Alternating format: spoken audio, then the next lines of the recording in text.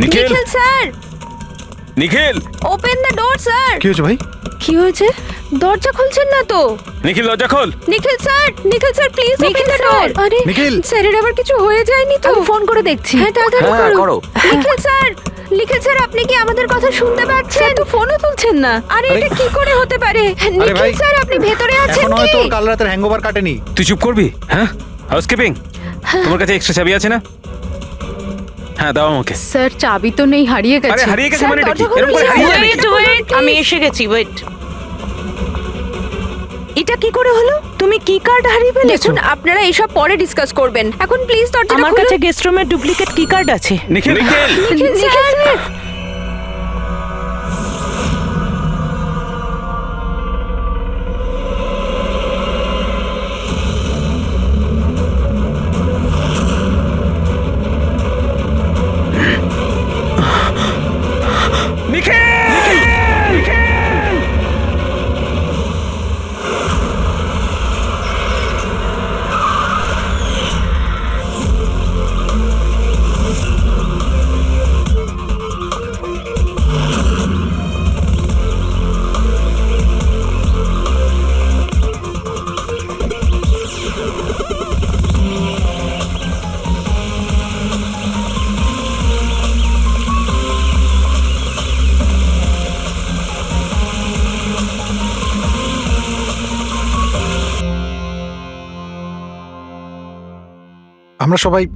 আমরা সবাই একটা স্টার্টআপ কোম্পানি নিকি টুনের জন্য কাজ করি। নিকিটুন, ওই যারা কার্টুন বানায়? হ্যাঁ, আপনারা কে আর এখানে কি করছেন? নিখিল স্যার আমাদের বস ছিলেন। উনি ইউএস এর একটা বড় কোম্পানির অফার পেয়েছিলেন। তাই স্যার নিজেই ইনফ্যাক্ট আমাদের সাথে সেলিব্রেট করবেন বলেই এই পার্টি রেখেছিলেন। আর দুদিন পরে তো ওনার ইউএসএ তেও যাওয়ার কথা ছিল, কিন্তু জানি না এসব কি করে হয়ে গেল।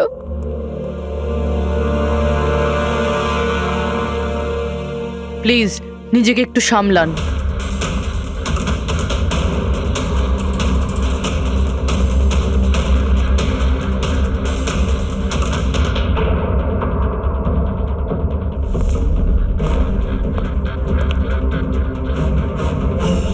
একটু অদ্ভুত লাগছে স্যার, এতগুলো আঘাত করা হয়েছে এর উপরে, ও নড়েওনি আর কোনো রক্ষা করার চেষ্টাও করেনি নিজেকে। হ্যাঁ ভাই, এটা তো অদ্ভুত ব্যাপার, কিন্তু এর থেকে আরো অদ্ভুত ব্যাপার আছে। তুমি এখানে কোনো গন্ধ পাচ্ছ না? কোনো অদ্ভুত গন্ধ?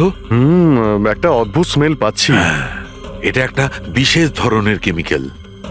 আর দেখো, এর যেই নাকের হাড়টা দেখছো, এটা খুব খারাপ ভাবে ভেঙে গেছে। আর এইটা, এর খাদ্যনালীটাও খুব খারাপ ভাবে ড্যামেজ হয়েছে।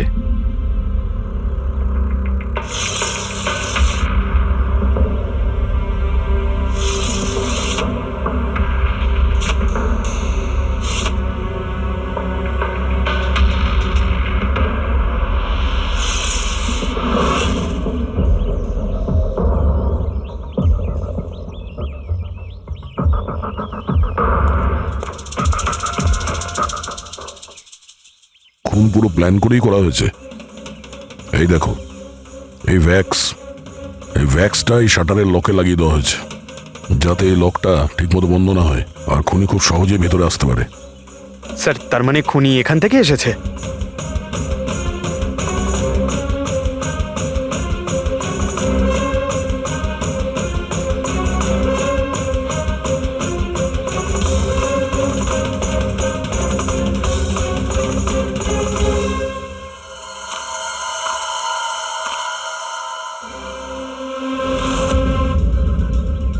পঙ্কজ,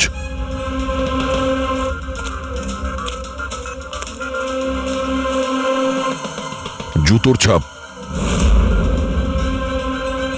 স্যার, দেখে তো মনে হচ্ছে 11 নম্বরের জুতো। তুমি একটা কাজ করো, প্লাস্টার প্যারিস নিয়ে এসো আর জুতোর ছাপের একটা কাস্ট বানাও।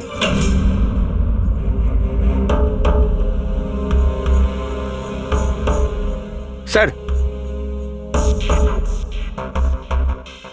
কি কার্ড? রুমের কি কার্ড এখানে?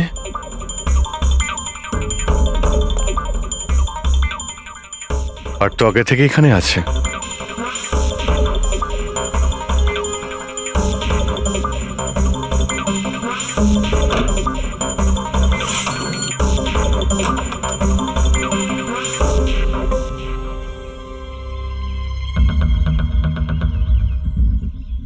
রবি, তুমি এই দরজার লক সিস্টেমটাকে চেক করাও। এইরকম দরজাতে যদি কেউ কার্ড সোয়াইপ করে ভিতরে ঢোকে, তাহলে লকের সফটওয়্যার ডেটাতে তার এন্ট্রি রেজিস্টার হয়। খোঁজ নিয়ে দেখো কাল রাত থেকে আজ পর্যন্ত কতজন এখানে এন্ট্রি নিয়েছে। স্যার একটা কার্ড এখানে পড়ে রয়েছে আর একটা কার্ড ওখানে লাগানো রয়েছে, দুটো কার্ড।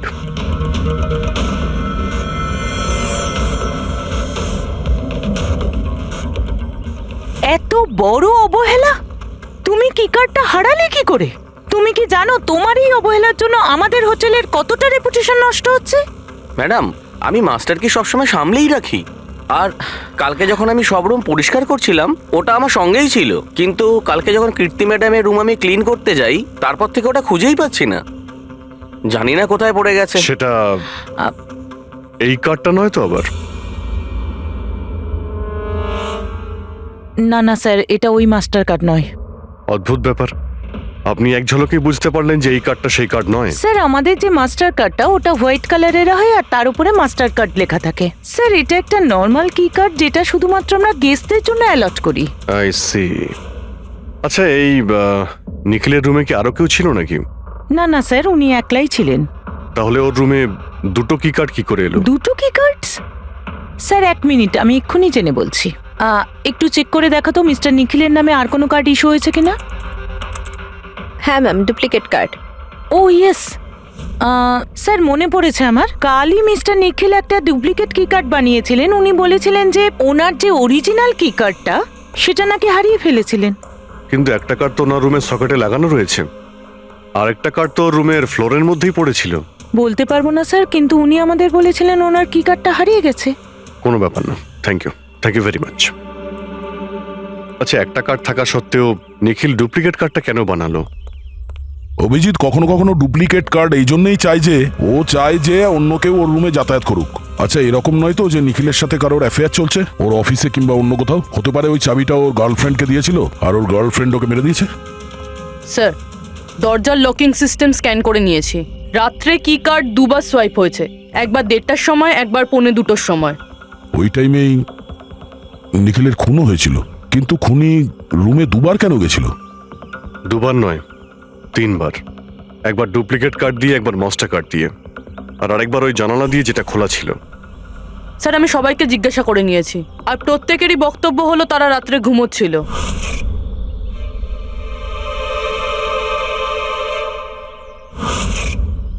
সবাই ঘুমিয়েছিল?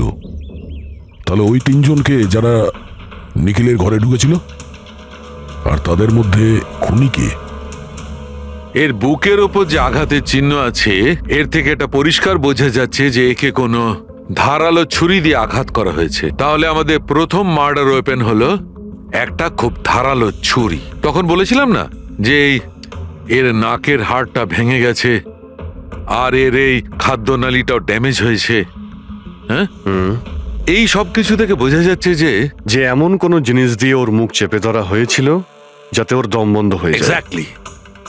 আর এই কাজটা করেছে কেউ এই বালিশটা দিয়ে, কারণ এই বালিশটার রোঁয়া আমি এর নাকের ওপর, এর গলায় আর মুখের ওপর পেয়েছি। তাহলে আমাদের মার্ডার ওয়েপন নাম্বার 2 হলো এই বালিশ। অভিজিৎ, মনে আছে ঘরের মধ্যে যখন ঢুকেছিলাম তখন আমি তোমাকে বলেছিলাম কোনো অদ্ভুত গন্ধ পাওয়া যাচ্ছে? হ্যাঁ, আপনি বলেছিলেন যে ওই কেমিক্যালের মতো একটা গন্ধ আসছিল। এক্স্যাক্টলি অভিজিৎ, ওই কেমিক্যাল হচ্ছে ডায়াবেটিসের ওষুধ, যেটা ডায়াবেটিসের পেশেন্টরা প্রায় ইনজেকশনের মাধ্যমে নিয়ে থাকে। এই দেখো, এই যে এখানে। আমার মনে হয় না যে ও ডায়াবেটিস ছিল। এই যে ইনজেকশনটা কোনো আনাড়ি লোক দিয়েছে। ও একে ডায়াবেটিসের ওষুধটা শুধু মেরে ফেলবার জন্যই দিয়েছে। স্যার, ওই কেমিক্যালটা নয় তো যেটা ডায়াবেটিসের রোগীদের জন্য তো ওষুধের কাজ করে, কিন্তু যদি কোনো নর্মাল মানুষ নিয়ে নেয় বা ওভারডোজ হয়ে যায় তাহলে মারাও যেতে পারে। এক্স্যাক্টলি। এই 3টে পদ্ধতির মধ্যে যে কোনো একটা পদ্ধতি দিয়ে একে মারা যেত। তাহলে খুনি 3টে পদ্ধতি প্রয়োগ করলো কেন একে মারার জন্য? কারণ খুনিও একজন নয়, 3 জন। কি? ঠিক আছে, মেনে নিচ্ছি যে একে 3 রকম পদ্ধতিতে মারা হয়েছে, কিন্তু জানতে কি করে পারবো যে কোন পদ্ধতির দ্বারা এই লোকটা মারা গেছে? এইটাই সবচেয়ে বড় দাঁদা বস, এইটা সলভ করা এখনো বাকি আছে। আচ্ছা, এই পার্টিটা কি নিখিল নিজেই দিয়েছিল? হ্যাঁ স্যার, অ্যাকচুয়ালি ও ইউএসএ থেকে একটা ভালো জব অফার পেয়েছিল, তাই ওটা সেলিব্রেট করার জন্য আমাদের সবাইকে নিয়ে একটা গেট টুগেদার রেখেছিল। তার মানে নিখিলের সমস্ত স্টাফেরা এখানে এসেছিল। হ্যাঁ, নিখিল স্যারের টিমের সবাই এখানে উপস্থিত আছে। নিখিল নিজের রুমের ডুপ্লিকেট চাবি বানিয়েছিল, যদিও ওর কাছে অরিজিনাল চাবিটাও ছিল। এই ব্যাপারে তোমরা কেউ কিছু বলতে পারবে? আগে ম্যাম, সে ব্যাপারে তো আমরা কিছুই জানি না। আচ্ছা, ওর কারোর সঙ্গে কোনো অ্যাফেয়ার চলছিল নাকি? অ্যাফেয়ার? নিখিলের তো একটাই অ্যাফেয়ার ছিল। কার সাথে? নিজের কাজের সঙ্গে স্যার। উনি এত ডিটারমাইন্ড আর অ্যাম্বিশাস ছিলেন যে সব সময় শুধু কাজ কাজ আর কাজ। আচ্ছা, যখন নিখিল মারা যায় তখন আপনারা কখন জানতে পারলেন, মানে কিভাবে জানলেন? অ্যাকচুয়ালি স্যার, কালকে পার্টির পরে খুব ঝামেলা হয়ে গেছিল, তাই সকালে আমরা ভাবলাম যে একবার গিয়ে ওর সাথে সবকিছু শর্ট আউট করে নিই। তো যখন ওর রুমে গেলাম, আমরা অনেকক্ষণ ধরে দরজা ধাক্কা দিয়েছিলাম। আর স্যার, যখন অনেকক্ষণ ধরে দরজা ধাক্কানোর পরেও দরজাটা খুললো না, তখন আমরা হাউসকিপিংকে জিজ্ঞাসা করলাম, কিন্তু ওদের কাছেও মাস্টার কি ছিল না। স্যার, আমি ফোনেও ট্রাই করেছিলাম, কিন্তু উনি ফোন তুলছিলেন না। আচ্ছা, তারপরে যখন ফাইনালি ম্যানেজার এসে মাস্টার কি দিয়ে দরজাটা খুললো, আমরা ভেতরে গিয়ে দেখলাম যে নিখিলের লাশ পড়ে আছে। কাল রাতে পার্টি হয়েছিল, খুব হইচই হয় আর খুনও হয়। গল্পটা অনেক লম্বা মনে হচ্ছে, আমাদের একটু ভালো করে শুনতে হবে।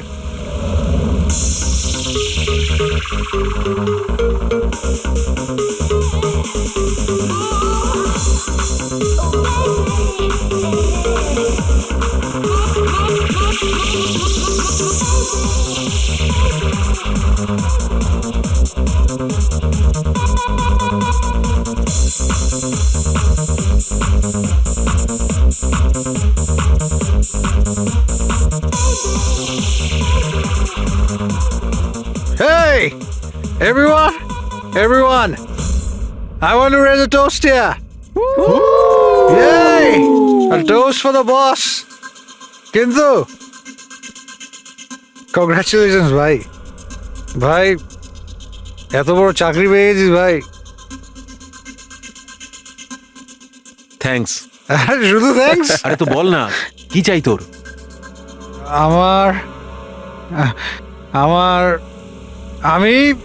আমার অধিকার চাই, যেটা তুই কেড়ে নিয়েছিস, ইনফ্যাক্ট আমাদের সবার। বল দিবি? হ্যাঁ, এই যে তুই ইউএস এর চাকরি নিয়ে তো লাফাচ্ছিস না, এই অপরচুনিটিটা তুই আমাদের সবাইকে ঠকিয়ে পেয়েছিস। এবার তুই লিমিট ক্রস করে যাচ্ছিস। আচ্ছা, লিমিটও নয় নিখিল, তুই লিমিট ক্রস করেছিস, বুঝলি? কি বাজে কথা বলছিস তোরা?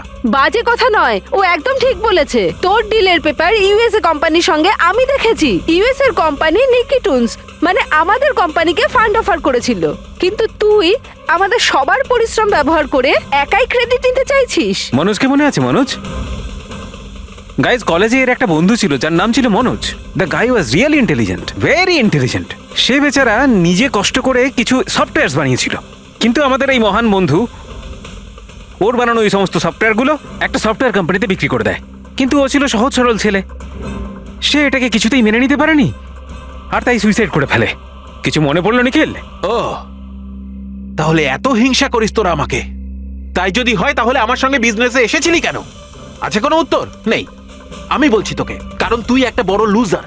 আর তুই শুধু একা নয়, তোরা সবাই এক একজন লুজার। পার্টি শেষ, যা এবার বাড়ি যা, গেট লস্ট। আরে তোর পার্টিতে থাকতে গেছে, আরে ফালতু কথা বলে চলে গেল। চল এখান থেকে। আপনারা সবাই ছিলেন কিভাবে আলাদা আলাদা রুমে? স্যার, সিনিয়র ম্যানেজমেন্টের 4 জন আলাদা আলাদা ঘরে ছিল, মানে আমি, জোসেফ, অরুণ আর ওদিকে নিখিল। বাকিরা 2 জন করে রুম শেয়ার করেছিল। স্যার, একটাতে জয়া আর প্রীতি, একটাতে সারদা আর কীর্তি, আর একটাতে অভয় আর ও। আপনারা আপনাদের রুমে যাওয়ার পরে আর বাইরে বের হননি? কিন্তু পার্টি তো অনেক তাড়াতাড়ি শেষ হয়ে গেছিল না? আর আপনারা ভালো ছেলের মতো সবাই নিজের রুমে গিয়ে শুয়ে পড়েছিলেন? না স্যার, আসলে আমি আর সারদা সারা রাত গল্প করেছিলাম, কারণ পার্টিতে যা কিছু হয়েছিল সেগুলো আমরা ভুলতে পারছিলাম না। হ্যাঁ স্যার, আমরা তো রুমেই ছিলাম আর প্রায় আমরা ভোর 5টা পর্যন্ত গল্প করেছি। স্যার, আমার তো কিছু করার ক্ষমতাই ছিল না। আমি তো পার্টি থেকে রুমে ফিরলাম আর শুয়ে পড়লাম, আর তারপর সকালেই আমার চোখ খুলেছিল। ঠিক স্যার, এর অবস্থা তো একটু বেশি খারাপ ছিল। ইনফ্যাক্ট এতটাই খারাপ যে রাতে বারবার উঠে আমাকে চেক করতে হচ্ছিল। স্যার আমি তো তাড়াতাড়ি ঘুমিয়ে পড়েছিলাম, কিন্তু হ্যাঁ ঋদ্ধি রাতে অনলাইন ছিল। হ্যাঁ স্যার, আমি আমার বয়ফ্রেন্ডের সাথে ভিডিও কলে কথা বলছিলাম। ও লন্ডনে থাকে, তাই আমাদের টাইম জোন আলাদা। আমরা প্রায় ভোর 4টে পর্যন্ত কথা বলি। আপনি চাইলে আমার কল লগ চেক করতে পারেন। আর জোসেফ, জোসেফ কোথায়? জোসেফ? জোসেফ? ও তো আমার মনে হয় স্যার রাতের পার্টির পর থেকেই উধাও। কি বলতে চাইছো উধাও মানে? স্যার রাতে পার্টিতে ও আমাদের সঙ্গেই ছিল, তারপর আমরা আমাদের রুমে চলে যাই, কিন্তু জানি না স্যার ও যেন কোথায় চলে গেছে। আর স্যার যখন সকালে এইসব হচ্ছিল আমি ওকে ফোনও করেছিলাম, কিন্তু স্যার ওর ফোনটা ঢুকলো না। পরে যখন আমি রিসেপশনে গিয়ে এনকোয়ারি করি তখন জানতে পারি ও রাত্রেই হোটেল থেকে বেরিয়ে গেছে। একটা লোকের খুন হয় আর আরেকটা লোক উধাও, আর এই কথাটা আপনারা এখন আমাদের বলছেন? আপনারা যেতে পারেন, যান।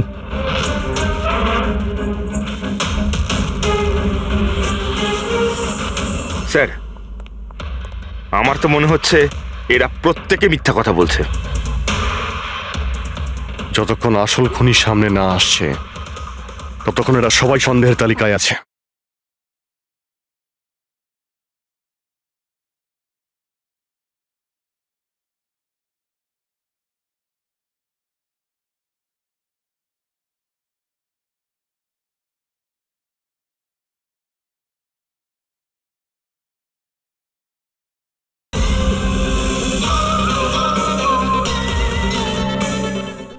দয়ের বুকে যে ক্ষতটা রয়েছে সেটাও একটা রহস্যজনক ক্ষত।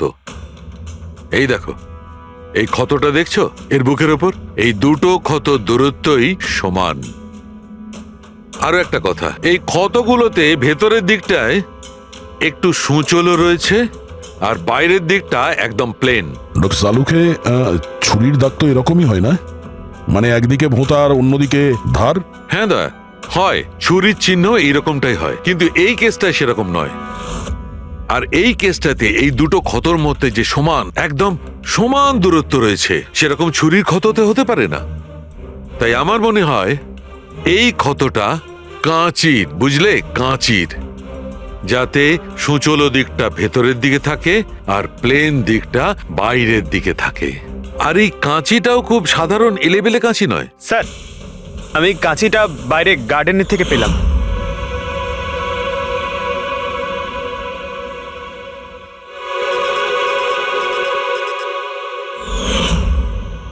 এই দেখো। আর স্যার, ওর ওপর ব্লাডের ট্রেসেসও আছে। আমি যেমন বলছিলাম সেই রকমই কাঁচি, আর এর উপরে ব্লাডের ট্রেসেসও পাওয়া গেছে। হতে পারে খুনি এই কাঁচি দিয়েই আঘাত করেছে। ইয়াস, আর একটা কথা, যে আঘাত করেছিল সে লেফট হ্যান্ডার ছিল।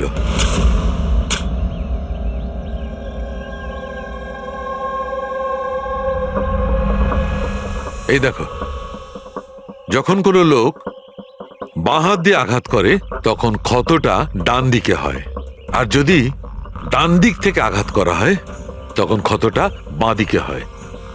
যেহেতু এর ক্ষতটা ডান দিকে হয়েছে, তার মানে আমি নিশ্চিতভাবে বলতে পারি যে আঘাতটা করেছে সে একজন লেফটি, বাঁহাতি।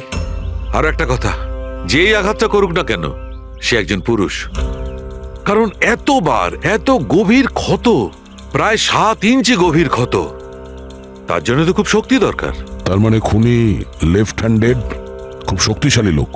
আর তার জুতোর সাইজ 11। চলো, প্রথম খুনির ব্যাপারে কিছু তো জানতে পারা গেল।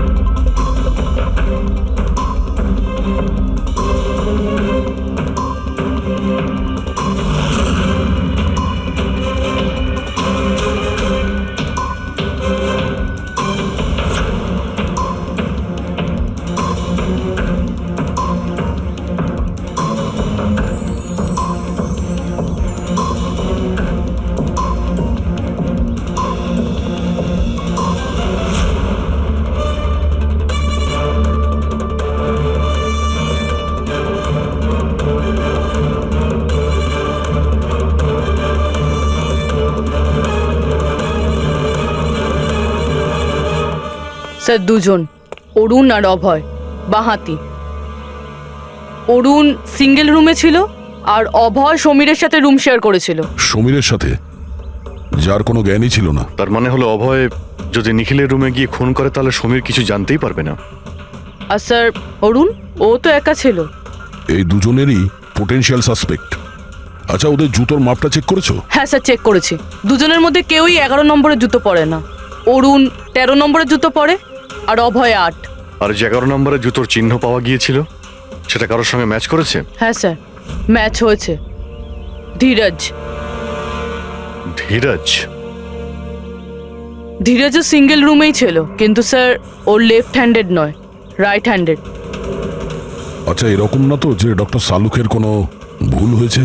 মানে আমি বলতে চাইছি, খুনি বাঁহাতি নয়। ডক্টর সালুকের সঙ্গে কথা বলার আগে এই ধীরজের সঙ্গে কথা বলি। স্যার, আপনাদের কোথাও একটা ভুল হচ্ছে স্যার। আমি সত্যি ওকে খুন করিনি স্যার। ক্রাইম সিনে আমরা তোমার জুতো ছাপ পেয়েছি। স্যার, এটাও তো হতে পারে যে অন্য কেউ আমার জুতোটা পরে নিয়েছিল। আসলে আমি জুতোটা রুমের বাইরে রেখেছিলাম পলিশ করার জন্য। কিন্তু তুমি রুমের মধ্যে একা ছিলে আর তোমার কাছে তার কোনো পোক্ত প্রমাণও নেই। স্যার, ওই সারদা।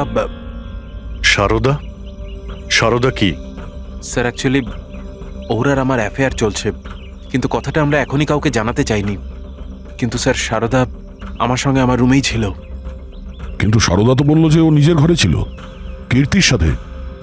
স্যার, সে তো বাঁচার জন্য ও মিথ্যে বলেছিল। আসলে কীর্তি একমাত্র আছে যে আমাদের সম্পর্কের কথা জানে। ইনফ্যাক্ট কীর্তি আমাদের এনকারেজ করেছিল। ধীরাজ সত্যি বলছে, আমি ওর সাথে ওর রুমেই ছিলাম।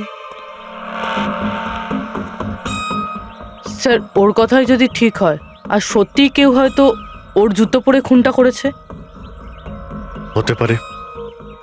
এই ঘাস আর মাটি জুতোর মধ্যে গেল কি করে? এমন কিছু আছে যা আমরা এড়িয়ে যাচ্ছি।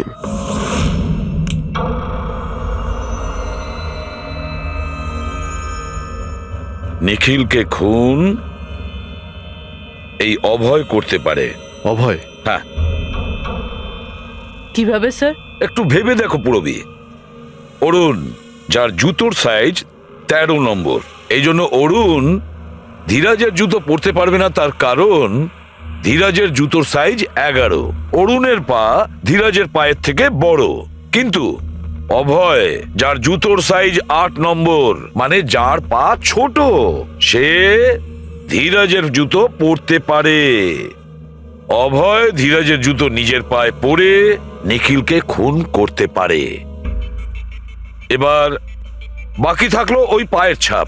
যখন কোনো ছোট পায়ের লোক কোনো বড় পায়ের লোকের জুতো পরে হাঁটে, তখন নিজের শরীরের ব্যালেন্স বজায় রাখার জন্য সে নিজের বডির ভারসাম্য রক্ষা করতে জুতোর সামনের দিকে ভর দেয়। আর এই জন্য ছাপটাও সেরকম হয়। বুঝেছ? তোমার জুতোটা একবার পুরবীকে দাও, হেঁটে দেখাও।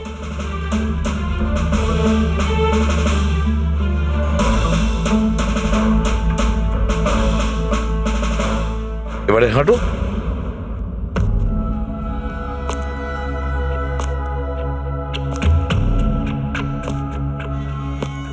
হ্যাঁ স্যার, ব্যালেন্স করার জন্য আমাকে প্রেশারটা সামনে দিতে হচ্ছে। হ্যাঁ, সেই জন্যই আমরা ওখানে যে জুতোর চিহ্ন পেয়েছিলাম সেটা সামনের দিকটায় বসেছিল। মানে 3টে খুনির মধ্যে একটা খুনি হলো অভয়। তার মানে প্রথমে অভয় নিখিলের জানলার লক আটকে দেয়, আর যখন সমীর নেশায় চুর হয়ে ঘুমিয়ে পড়ে,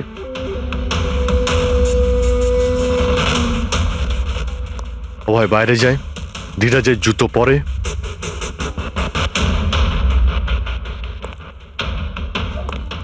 বাগান থেকে কাঁচি নেয়, নিখিলের রুমে যায় আর ওকে খুন করে।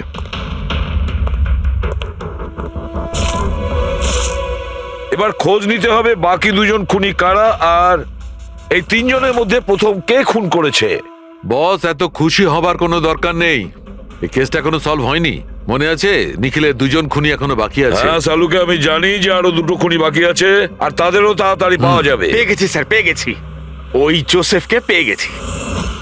এটা সত্যি স্যার, আমি রাত্রে রিসর্ট থেকে চলে গিয়েছিলাম।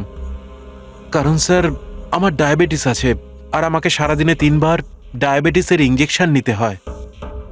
আর স্যার আমি যখন রাত্রে ডায়াবেটিসের ইঞ্জেকশন নিতে যাই তখন দেখি মেডিকেল কিটটা রুম থেকে উধাও। তাই স্যার বাধ্য হয়ে ইঞ্জেকশন নিতে আমায় বাড়ি ফিরে যেতে হয়। ভেবেছিলাম সকালেই ফিরে আসব। এর মানেটা কি?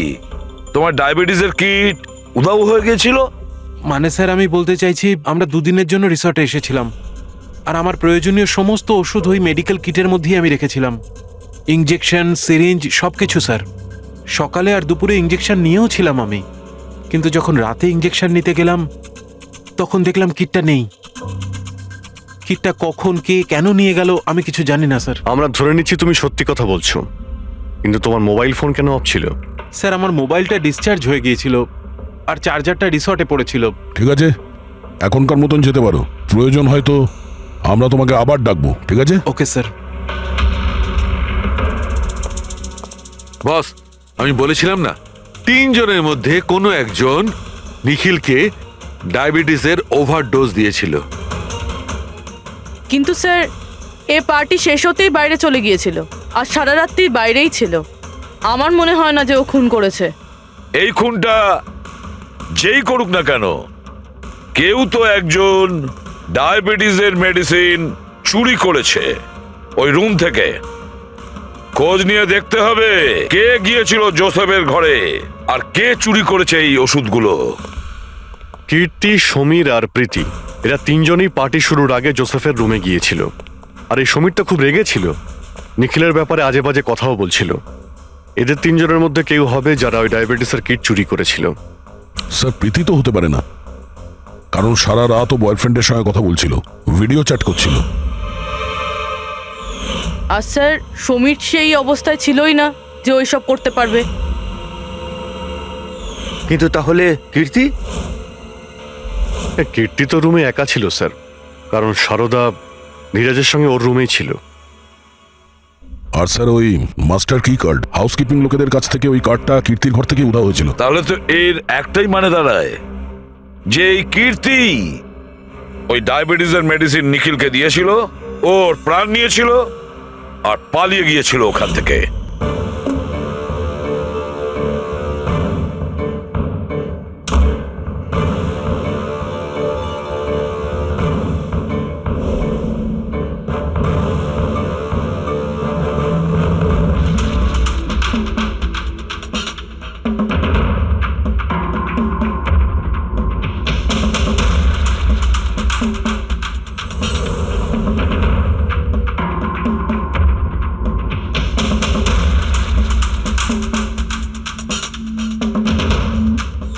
স্যার, 2 জনকে তো পেয়ে গেলাম। এবার তৃতীয় খুনি নিশ্চয়ই সেই যার সাথে নিখিলের চক্কর, মানে বলতে চাইছি যে যাকে নিখিল ওই ডুপ্লিকেট কি কার্ডটা দিয়েছিল। তৃতীয় খুনি ওই যে বালিশ দিয়ে নিখিলের শ্বাসরোধ করেছে, যাতে ওর নাক আর শ্বাসনালী ভেঙে যায়। কিন্তু স্যার এ কে? আমি বলছি ওই তৃতীয় জন কে ছিল।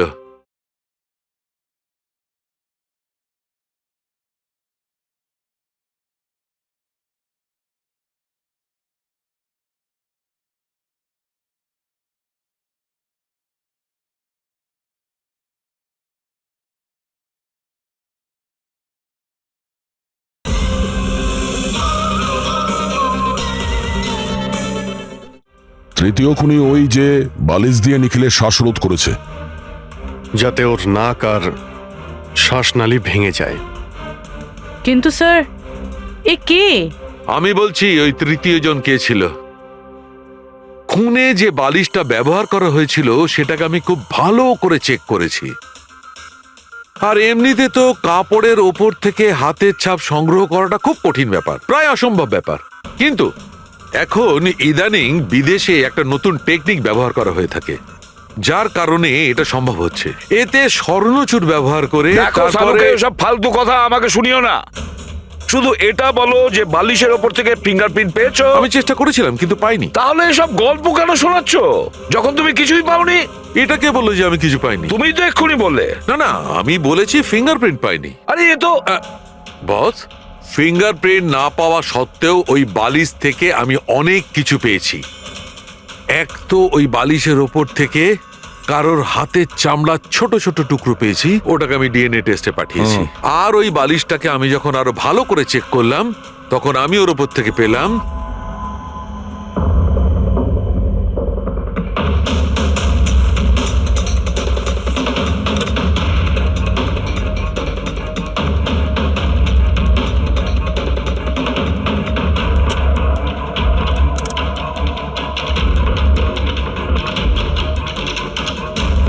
বস হাতের সাইজ ছোট হওয়াটা, বাম হাতের আঙুলের মধ্যে আংটি আর বালিশের ওপর নখের আঁচড়, এই সব কিছুই প্রমাণ করছে যে এটা কোনো মহিলার কাজ। দেখলেন স্যার, আমি বলেছিলাম কি না নিখিলের নিশ্চয়ই কোনো মহিলার সাথে চক্কর ছিল। কিন্তু কে কে হতে পারে? এরা ওই হাতের ছাপের সঙ্গে ওদের হাতের ছাপ ম্যাচ করিয়ে দেখুক না। না সালুকে, তাতে কোনো লাভ নেই, এতে কিচ্ছু হবে না। কেন? এবার দেখো, এই ধীরাজ সারদার সঙ্গে নিজের রুমে ছিল, জোসেফ ও তো রিসোর্টে ছিলই না, কীর্তি, এই কীর্তি ডায়াবেটিসের ওষুধ দিয়ে নিখিলকে মেরে ফেলে, অভয়, এই অভয় নিখিলকে কাঁচি দিয়ে মেরে ফেলে, কাঁচি দিয়ে। জয়া তো ঘুমিয়েছিল রিসর্টে নিজের রুমে, প্রীতি সারা রাত ভিডিও কলিং এ এনগেজ ছিল, সমীর তো ড্রিঙ্ক করে বেহুশ ছিল। তাহলে এদের মধ্যে বাকি থাকলো অরুণ, যার কাছে কোনো প্রমাণ নেই। ও বলেছে ও একাই নাকি রুমে ছিল। অরুণ? কিন্তু বস, খুনি তো কোনো মহিলা। সেই জন্যই তো সালুকে এদের মধ্যে কারোর হ্যান্ডপ্রিন্ট ম্যাচ করবে না, এদের মধ্যে কারোর হ্যান্ডপ্রিন্ট ম্যাচ করবে না, কারণ খুনি এদের মধ্যে কেউই নয়, এদের মধ্যে কেউই না, অন্য কেউ। আর আমি জানি সে কে।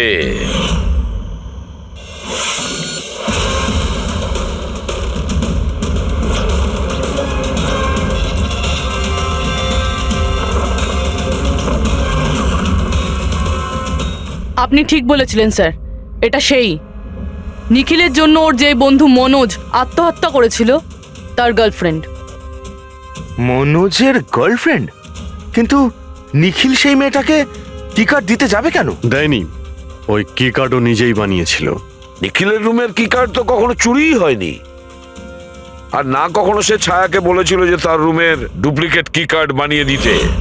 ওই ডুপ্লিকেট কি কার্ড তো ছায়া বানিয়েছিল, সেটাও নিজে নিজে। তারপরে নিখিলের রুমে যায় আর নিখিলকে খুন করে দেয়। নিজের প্রেমিক মনোজের মৃত্যুর প্রতিশোধ নেয়, ও প্রতিশোধ নেয়। বলুন স্যার, আবার আমাদেরকে ডাকলেন কেন? আগে হ্যাঁ, আপনাদের আমরা এই কারণে ডেকেছি, কারণ খুনিকে আমরা জানতে পেরেছি। আপনারা জেনে গেছেন স্যার কে সে? আপনার জানার খুব তাড়া দেখছি। স্যার সে তো আমি এমনি জিজ্ঞেস আচ্ছা, করছি। মিস্টার অভয়, তোমার কি মনে হয় কে খুন করেছে? স্যার এটা আমি কি করে বলতে পারবো, এটা তো আপনাদের জানার কথা। আমরা তো জানি, আপনারাও কিছু আন্দাজ করুন। মিস ছায়া, আপনার কিছু আন্দাজ আছে? সেটা আমি কি করে বলতে পারি? দেখুন প্লিজ আপনারা তাড়াতাড়ি করুন, আমায় যেতে হবে, জরুরি কাজ আছে। আরে হ্যাঁ, আপনার তো তাড়া রয়েছে। যেমন খুনের রাতে ছিল, নিখিলকে বালিশ দিয়ে খুন করার পরে তাড়াহুড়ো করে ওখান থেকে বেরোনোর সময় আপনি এই ডুপ্লিকেট কার্ডকে ওখানে ভুলে আসেন। মনে পড়ছে কি আপনার? এসব কি বলছেন কি? আমি কেন ওকে খুন করব? আমি তো ওকে চিনি না। অফকোর্স আপনি ওকে চেনেন। আপনারই বয়ফ্রেন্ড কয়েক বছর আগে এই নিখিলের জন্য আত্মহত্যা করেছিল না? তারই প্রতিশোধ নিচ্ছেন তো আপনি? তার মানে আপনারা বলছেন মনোজ ওর বয়ফ্রেন্ড ছিল? গাইজ কলেজে এর একটা বন্ধু ছিল যার নাম ছিল Manoj. The guy was really intelligent, very intelligent. সে বেচারা নিজে কষ্ট করে কিছু সফটওয়্যার বানিয়েছিল, কিন্তু আমাদের এই মহান বন্ধু ওর বানানো এই সমস্ত সফটওয়্যারগুলো একটা সফটওয়্যার কোম্পানিতে বিক্রি করে দেয়। সে এটাকে কিছুতেই মেনে নিতে পারেনি আর তাই সুইসাইড করে ফেলে। তার মানে নিখিলকে খুন ও করেছে?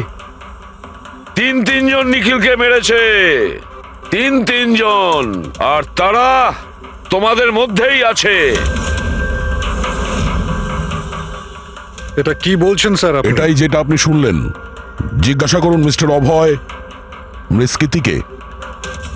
কি অভয়, আমরা তো প্রমাণ পেয়ে গেছি। এখন তোমরা নিজেদের দোষ নিজেরা স্বীকার করবে নাকি পুরো ঘটনাটা আমাদের থেকেই শুনবে? বলছি স্যার, এই নিখিল আমাদের সবাইকে ঠকিয়েছিল স্যার, আর সেই কথাটা আমি কিছুতেই ভুলতে পারছিলাম না স্যার। আর শুধু সেই রাগের কারণে আমি ওকে খুন করে ফেলেছিলাম স্যার। ও যে ইউএস এর অপরচুনিটি পেয়েছিল তাতে আমাদের সবার পরিশ্রম ছিল, আর ও আমাদের সবাইকে বাদ দিয়ে একাই ক্রেডিট নিতে চাইছিল। আমি এটা সহ্য করতে পারিনি, আর আমি জোসেফের ডায়াবেটিসের ইনজেকশন দিয়ে ওকে মেরে ফেলি। যাক, ভালো হয়েছে তোমরা সবাই নিজেদের অপরাধ স্বীকার করেছো। এদেরকে অ্যারেস্ট করো। কিন্তু স্যার আপনারা এইভাবে আমাদের অ্যারেস্ট করতে পারেন না। তোমার মাথা ঠিক আছে তো? তোমাদের সবার বিরুদ্ধে প্রমাণ আছে আমাদের কাছে। প্রমাণ? আপনাদের কাছে এই প্রমাণ আছে যে আমরা ওকে মারার চেষ্টা করেছিলাম। এবার তিনটে আলাদা আলাদা লোক আলাদা আলাদা ভাবে মারার চেষ্টা করেছে, তাহলে তিনজন তো খুনি হতে পারে না। খুনি সেই যে প্রথমে মারার চেষ্টা করেছিল, আর বাকি দুজন ওরা লাশকে মারার চেষ্টা করেছিল। এবার যতক্ষণ না আপনারা এটা প্রুফ করছেন যে প্রথমে মারার চেষ্টা কে করেছে, আপনারা আমাদের গ্রেফতার করতেই পারেন না। আর যদি গ্রেফতার করেও নেন তাহলে আমাদের বিরুদ্ধে কোনো কেস হবে না, কারণ মৃত ব্যক্তিকে কেউ 3 বার মারতেই পারে না। কীর্তি, ছায়া, অভয়, তোমাদের তিনজনের মধ্যে আসল খুনি কে সেটা আমরা খুব তাড়াতাড়ি বলবো। কিন্তু একটা কথা খুব ভালো করে মনে রেখো, আজ পর্যন্ত কোনো অপরাধী আমাদের হাত থেকে নিস্তার পায়নি। খুব ভালো করে মনে রাখবে।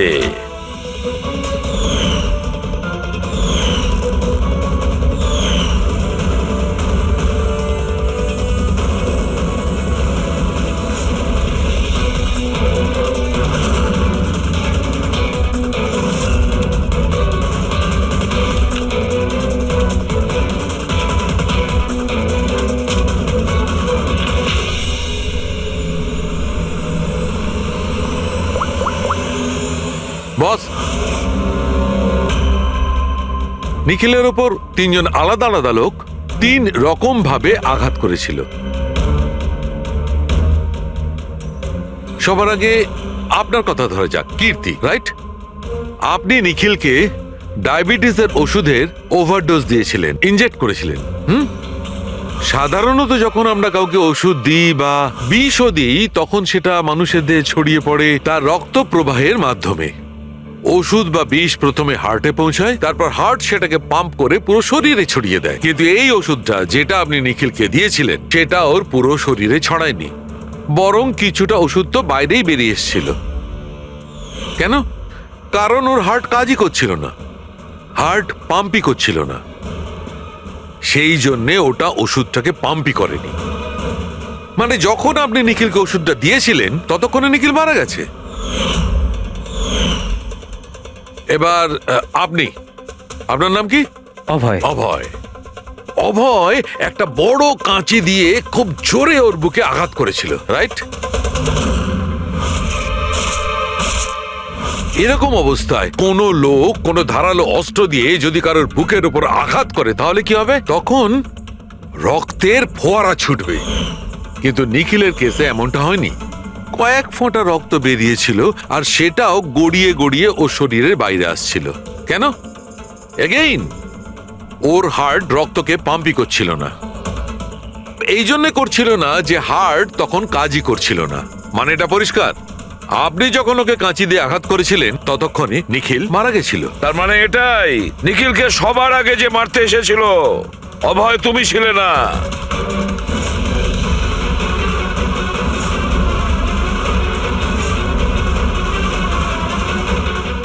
আর কীর্তি তুমিও নও। নিখিলকে যে প্রথম মেরেছিল ছায়া, নিখিলের প্রাণ নিয়েছে এই ছায়া। বালিশ দিয়ে ওর মুখ চাপা দিয়ে ওর শ্বাস রোধ করে। কি ছায়া, আর কোনো প্রমাণ চাই তোমার? এবার সবকিছু পরিষ্কার। অভয় আর কীর্তি, তোমাদের খুন করার অপরাধে তোমাদের দুজনের অন্তত 7-8 বছরের জেল অবশ্যই হবে। আর ছায়া, তোমার নিখিলকে খুনের অপরাধে বাকি জীবনটা জেলের গড়াদের পিছনে পচে মরতে হবে। সারা জীবন জেলের গড়াদের পেছনে বসে। তোর এত সাহস! আমার পূর্বপুরুষের সম্পত্তির দিকে চোখ তোর? যদি সাহস থাকে তাহলে সামনে এসে দাঁড়া। আমার সম্পত্তির দিকে চোখ দিলে তোর ভালো হবে না বলে দিচ্ছি আমি। ভালো হবে না কিন্তু।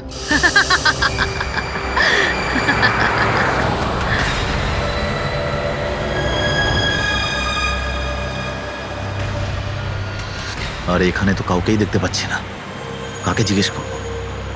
এত ঘন একটা জঙ্গল, কোনো সাইনবোর্ডও দেখতে পাচ্ছি না আমি এখানে।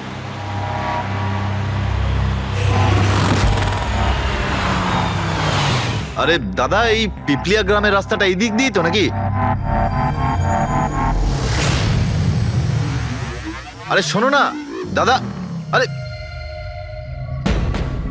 অদ্ভুত লোক তো রে ভাই।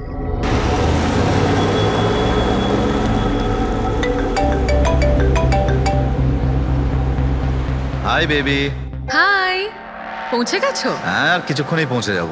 ডোন্ট টেল মি তুমি এখনো পৌঁছোনি। এত দেরি কেন হলো?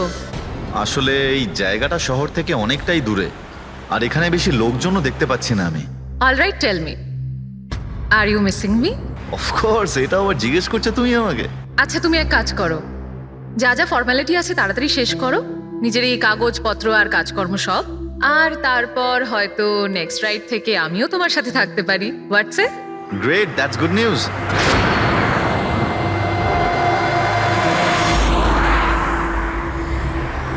আচ্ছা বেবি, আমার মনে হচ্ছে যে আমি পৌঁছে গেছি। আমি ওই বাড়িটাও দেখতে পাচ্ছি।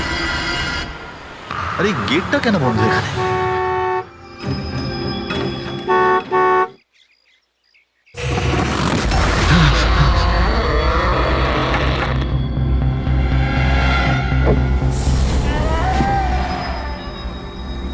রায় রঞ্জিতের বাড়িতে যাচ্ছ? হ্যাঁ। যেও না, যেও না, তোমার জীবনের সব থেকে বড় ভুল হয়ে যাবে সেটা। যেও না, যেও না। কিন্তু আপনি কে?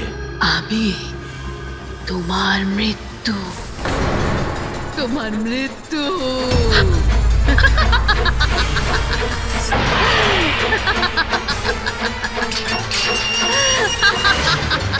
এই বুড়ি, যা যা যা। যাস না, যাস না, নাহলে তুইও মরবি। তুইও মরবি, তুইও মরবি। যাস না, তুইও মরবি। নমস্কার সাহেব, আপনি রাজ সাহেব? হ্যাঁ হ্যাঁ, আসুন আসুন আসুন আসুন। Hello Raj, Raj, are you okay? কে ছিল? হ্যাঁ হ্যাঁ বন্দনা, আমি ঠিক আছি একদম। কেউ ছিল না, আমি পৌঁছে গেছি বাংলোতে। ঠিক আছে, আমি পরে ফোন করছি তোমায়। Okay okay, you take care. I speak to you সুন।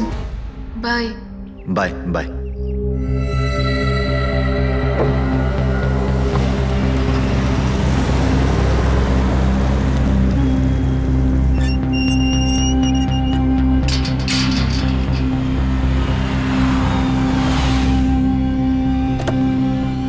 আসুন সাহেব।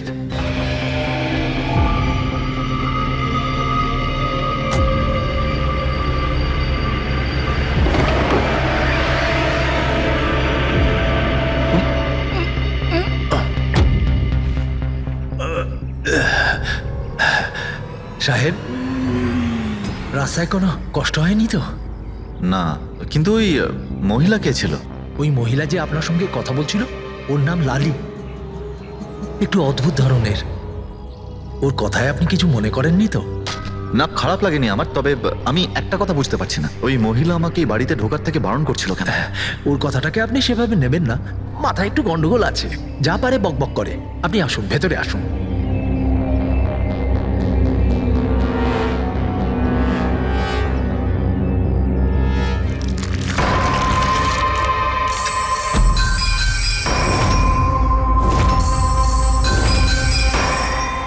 এই লোকটার সঙ্গে তো আমার মাঝ রাস্তায় দেখা হয়েছিল। হ্যাঁ, ওর নাম হচ্ছে কমল, এখানকার মালি। আমরা ভাবলাম আপনি এখানে থাকতে এসেছেন, তো ওই যে বাগানে যে সব রঙিন ফুল আছে সেগুলো যদি ফোটানো যায়। আচ্ছা, আসুন সাহেব।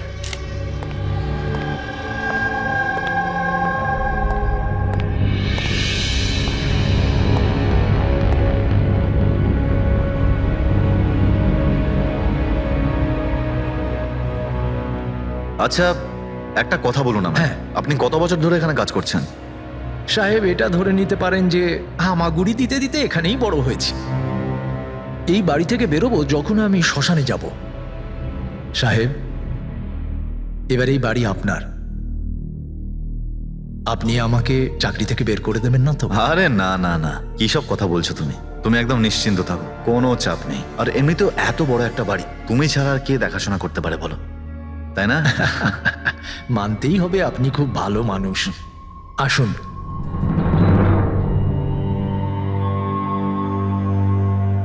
সাহেব, এই হলো আপনার রুম, ওয়াশরুম ওদিকে। আপনি ফ্রেশ হয়ে যান, ততক্ষণ আপনার খাবার ব্যবস্থা করছি। ঠিক আছে। ঠিক আছে সাহেব।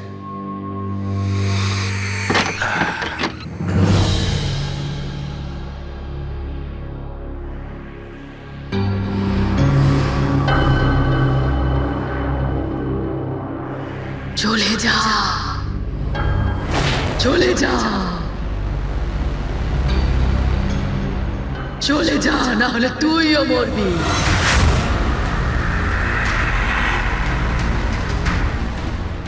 কে?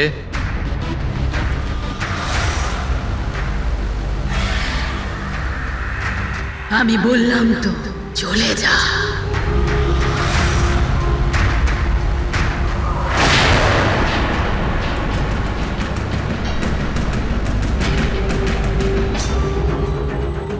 কে ওখানে?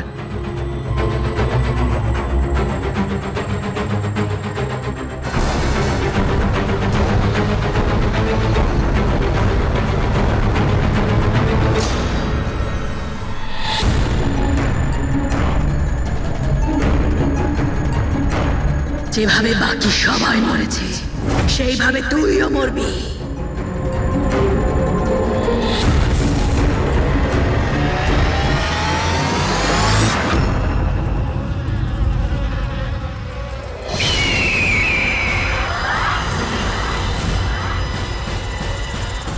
কে এখানে?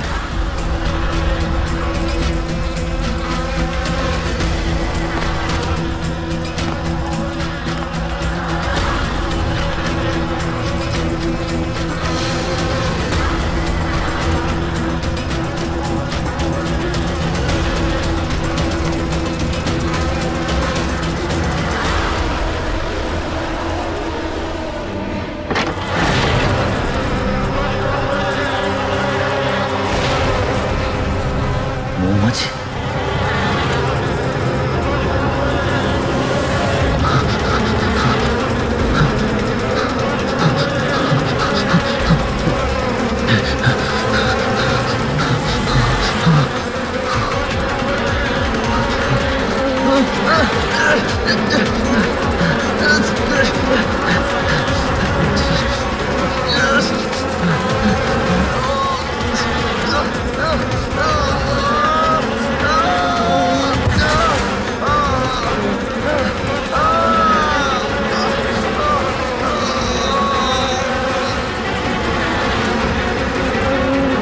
সাহেব,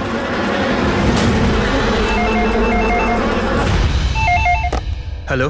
hello, can I speak to SB Pratiman please? হ্যাঁ, একটু শান্ত হন। আপনি কে বলছেন? আমি কি বলছি, আমি কেন ফোন করছি এসব আমি এখন কিচ্ছু বলবো না। Can you just make me speak to him right now? এক মিনিট হোল্ড করুন স্যার। হ্যাঁ স্যার একটা ফোন কল আছে। স্যার একজন লেডি বলছেন যে শুধু আপনার সঙ্গেই কথা বলবেন।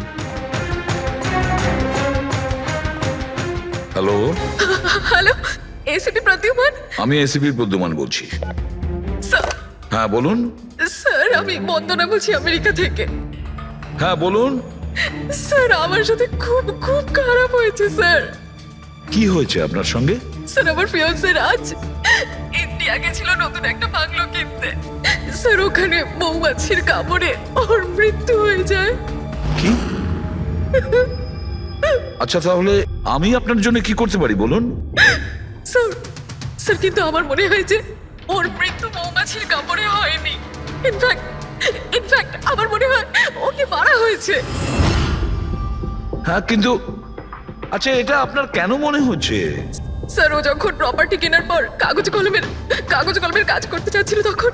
তারপরে কি হয়েছিল? স্যার আমি পরিষ্কার শুনতে পেয়েছিলাম রাজকে এক মহিলা হুমকি দিচ্ছিল। কে ছিল সেই মহিলা?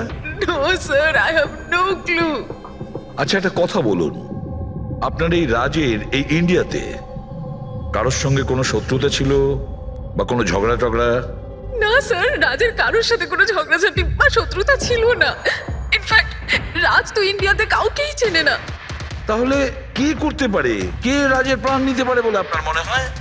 আচ্ছা আপনি কি কাউকে সন্দেহ করেন? না স্যার, কোনো সন্দেহ নেই। স্যার রাজ তো একটা ভালো কাজে গেছিল। কিরকম কাজ? He wanted to start a orphanage. ও একটা অনাথ আশ্রম খুলতে চেয়েছিল। সত্যিই ভালো কাজ, কিন্তু কার কাছ থেকে বাড়িটা কিনেছিলেন তিনি? স্যার বাড়িটা তো ও গভর্নমেন্টের থেকে নিলামে কিনে নিয়েছিল। ও শুধু ইন্ডিয়া আইনি কাজের জন্য গেছিল। দেখুন একটা কাজ করুন, পুরো ব্যাপারটা ডিটেলে আমাকে পাঠিয়ে দিন, আমি যথাসাধ্য চেষ্টা করব আপনার জন্য, কেমন? স্যার আমি সিআইডির ব্যাপারে খুব শুনেছি। স্যার আমি জাস্টিস পাবো তো? বন্দনা দেবী, আমি আপনাকে কথা দিচ্ছি সম্পূর্ণ ন্যায় বিচার পাবেন আপনি। আর যে আপনার রাজের ক্ষতি করেছে তাকে আমি শাস্তি দেব। বন্দনা, ওনার হবু স্বামী রাজ আমেরিকা থেকে ইন্ডিয়াতে আসে বাড়ি কিনে অনাথ আশ্রম চালানোর জন্য, আর রাজের মৃত্যু হয় মৌমাছির কামড় খেয়ে। ইন্টারেস্টিং।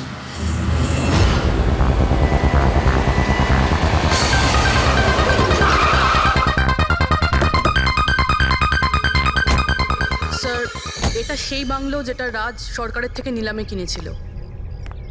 দেখে তো মনে হচ্ছে অনেকটাই প্রপার্টি। এই জায়গাটা দেখাশোনা তুমিই করো? আগে হ্যাঁ বলুন। বলবেন আপনি, আমরা শুধু শুনবো। মানে সিআইডি হঠাৎ কি হলো স্যার? রাজ রাকেশ নামের একটা লোক এখানে খুন হয়েছে। যা হয়েছে খুব খারাপ হয়েছে। এই বাংলোটা উনি সরকারের থেকে কিনেছিলেন। হ্যাঁ ওনারই কথা বলছি। ওনার তো খুন হলো, মৌমাছিরা কামড়ালো, তাই ওনার প্রাণ গেল। আমি তো নিজের চোখে দেখেছিলাম। হ্যাঁ হয়তো তুমি দেখে থাকবে, এখানে এই বাংলোতে আসার আগে কোনো মহিলা ওনাকে হুমকি দিয়েছিলেন। ওই মহিলার ব্যাপারে তুমি জানো কিছু? আচ্ছা ওই লালি সাহেব, ওই বুড়িটা তো নানা রকম সময় নানা রকম কথা বলে। ওর কথাগুলো আপনি সেভাবে নেবেন না। কোনটা সিরিয়াসলি নেব আর কোনটা নেব না ওটা আমরা ঠিক করব। আপনি শুধু এটা বলুন, ওই লালি ও থাকে কোথায়? কোথাও নয় স্যার। কোথাও না মানে? ওই বেচারির না কোনো ঘর আছে, না কোনো নিজের পরিবার। ব্যাস সারাদিন এদিক ওদিক ঘুরে বেড়ায়। না কোথাও হয়তো বসে বা খাবার টাবারও খায়, এমন কোনো জায়গা তো আছে যেখানে ও বেশিরভাগ সময় কাটায়? হ্যাঁ, পাশেই একটা পুকুর আছে, প্রায়ই ওখানে বসে থাকে। আচ্ছা, তুমি একটা কাজ করো, তুমি গিয়ে লালির সঙ্গে দেখা করো, ততক্ষণ এই বাড়িটাকে আমি ভালো করে তল্লাশি করি। ঠিক আছে। এবার তুমি ওই জায়গাটা দেখাও যেখানে খুনটা হয়েছিল। আসুন স্যার। রাজ সাহেব এখানে পড়েছিলেন।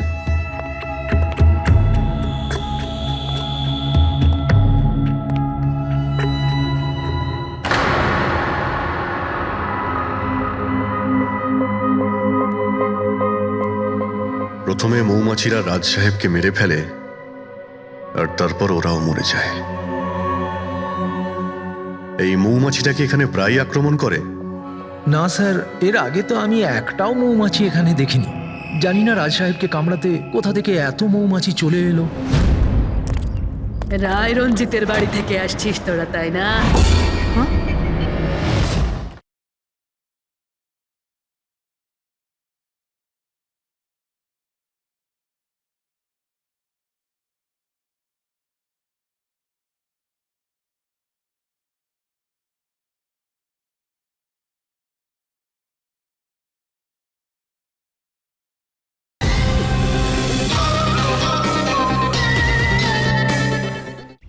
রায় রঞ্জিতের বাড়ি থেকে আসছিস তোরা, তাই না?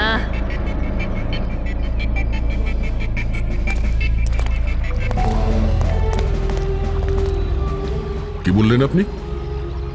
রায় রঞ্জিতের বাড়ি থেকে আসছিস? আপনি কে? কেন গেছিলি ওখানে? নিজের মৃত্যুকে নিমন্ত্রণ জানাতে? স্যার, মনে হয় এই লালি। আপনি লালি না? তোকে কে বললো রে? তোকে তোকে রায় রঞ্জিতের চরগুলো এখানে পাঠিয়েছে, তাই না? হ্যাঁ, ওরাই পাঠিয়েছে তোকে, তাই না? কে কে রায় রঞ্জিত? সাপ ছিল একটা, সাপ। ওই লোকটা আমার ঠাকুমাকে ঠকিয়েছিল, ওনাকে নিজের বাড়ি থেকে ধাক্কা মেরে বার করে দিয়েছিল। বের করে দে ওকে। ছেড়ে দাও আমাকে, ছেড়ে দাও আমাকে, ছেড়ে দাও, পায়ে পড়ি। লজ্জা হওয়া উচিত তোমার রঞ্জিত। তুমি নিজের বৌদিকে বাড়ি থেকে বের করে দিচ্ছ। নিজের দাদার কথা তো অন্তত একবার ভাবতে। আরে দাদার কথা আবার কি ভাববো? ও নিজেই তো আঙ্গুলের ছাপ দিয়ে এই বাড়িটা আমার নামে করে দিয়েছে। তুই ওকে মদ খাইয়ে বিশ্বাসঘাতকতা করে এই কাজটা করেছিস। এখন কিভাবে হয়েছে, কেন হয়েছে, এসব নিয়ে আলোচনা করে কি লাভ? শুধু ঠান্ডা মাথায় একটা জিনিস বুঝে নাও, এই বাড়িটা এখন আমার, আর তুই পথে বসেছিস। দে বের করে দেখে। চল চল বলছি। তোর ভাগে না শুধু একটা বাড়ি আসেনি, একটা বাংলো এসেছে। এমন একটা বাংলো যার প্রত্যেকটা কোণায় আমার অভিশাপ লেগে থাকবে। আমি তোকে অভিশাপ দিচ্ছি, শুধু তুই না, এই বাড়ির যেই মালিক হবে সে আর বেঁচে থাকবে না। মৃত্যুর খেলা হবে এখানে, মৃত্যুর খেলা। এতদিনে কতজন মরেছে? সেই সব লোক মরে গেছে যারা ওই বাড়িটা কিনতে চেয়েছে।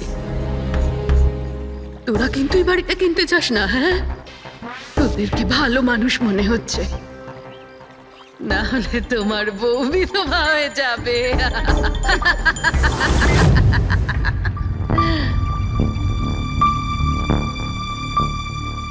মাসিমা, এই কিছু টাকা আছে, কাজে আসবে।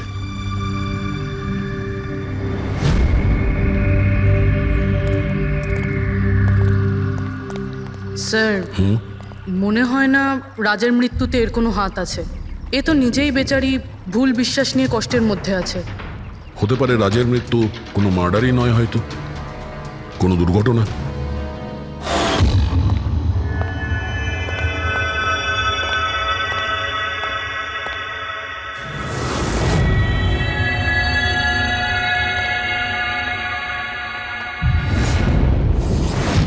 ঘরের দরজাটা খোলা কেন?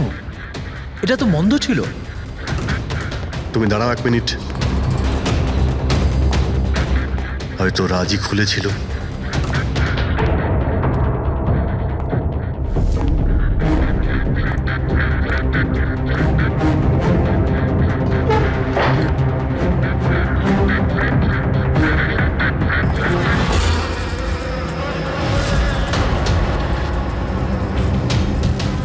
এখানে তো মৌচাক দেখতে পাচ্ছি। এদিকে এসো। আসছি স্যার। এই তো মৌমাছির চাক। আরে, আমি প্রথমবার দেখছি স্যার। কিন্তু এই রাজ এই স্টোর রুমে কি করতে এসেছিল? স্যার হয়তো বাংলোটা দেখতে এসেছিলেন। আচ্ছা, আর সেই সময় তুমি খাবার আনতে গিয়েছিলে? হ্যাঁ স্যার।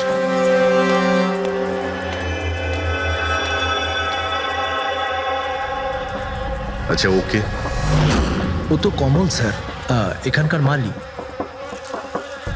যখন মিস্টার রাজ মারা গিয়েছিলেন তখন ও ছিল এখানে? আগে হ্যাঁ স্যার। কমল, এদিকে এসো, সাহেব ডাকছেন। আগে স্যার, কমল, যখন রাজ সাহেব মারা গিয়েছিলেন তখন তুমি এখানে কোনো অচেনা লোককে দেখেছিলে? কোনো অদ্ভুত ঘটনা ঘটেছিল? না স্যার। আচ্ছা, এই মৌচাক এখানে থাকাতে তোমার কোনো কাজ করতে অসুবিধা হয় না? মানে তোমায় কোনোদিন কামড়ায়নি এরা? না স্যার, মৌমাছি তো তখন কামড়াতো যদি এখানে কোনো চাক থাকতো। আমি তো এর আগে এই চাকটা এখানে দেখিনি কখনো স্যার। কি বলছো তুমি? হ্যাঁ স্যার, আমি আপনাকে বলেছিলাম না, এর আগে এই বাড়িতে আমি একটাও মৌমাছি দেখিনি। অদ্ভুত ব্যাপার। তাহলে এই মৌচাকটা এলো কোথা থেকে? আর মৌমাছিটা রাজকেই বা কেন কামড়ালো? তো কোনো এক্সপার্টই বলতে পারবেন। হ্যাঁ সালুকে, কি জানতে পারলে রাজের মৃত্যুর ব্যাপারে? কিভাবে মারা গেছে? বস, এর মৃত্যু মৌমাছির কারণে হয়েছে। আচ্ছা, তুমি কি শিওর রাজের মৃত্যু ঠিক মৌমাছির কামড়েই হয়েছে? হ্যাঁ বস, ডক্টর যে রিপোর্ট বানিয়েছে আমি সেটাও দেখে নিয়েছি। রাজকে খুব ভালোভাবে চেকও করে নিয়েছি। আমার সম্পূর্ণ বিশ্বাস যে রাজের মৃত্যু মৌমাছির কামড়ের জন্যই হয়েছে। স্যার, ছোটবেলায় আমাকেও মৌমাছি কামড়েছে, কিন্তু আমি তো বেঁচে আছি। হ্যাঁ ডক্টর সালুকে, পঙ্কজের উপর বিষের প্রভাব পড়েনি কেন? ফ্রেডি, পঙ্কজকে মৌমাছি কামড়েছে, কিন্তু অনেক মৌমাছি কামড়ায়নি। আসলে একটা দুটো মৌমাছি কামড়ালে ব্যাপারটা আলাদা, কিন্তু যদি একসঙ্গে অনেক মৌমাছি কামড়ায় তাহলে ইটস ইম্পসিবল। মৌমাছির কামড় খেয়ে সালুকে বলছে যে রাজের মৃত্যু মৌমাছির হুল ফুটানোতে হয়েছে, মৌমাছির বিষে। আর রাজের হবু স্ত্রী বন্দনা বলছে রাজকে খুন করা হয়েছে।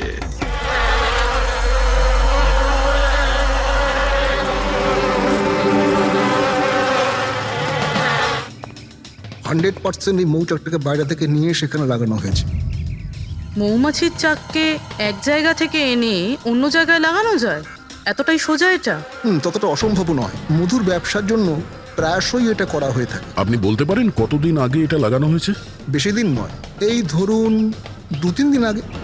স্যার, যদি ধরেও নি যে খুনি এই জন্যই চাকটা লাগিয়েছিল যাতে ও রাজকে খুন করতে পারে, কিন্তু ও কি করে জানলো যে এই মৌমাছিগুলো রাজের ওপর হামলা করবে, অন্য কারোর ওপর নয়? মৌমাছিরা বিনা কারণে কাউকে কামড়ায় না। হ্যাঁ, মৌমাছি হুল ফোটানোর পরে এদের শক্তি কমে যায়।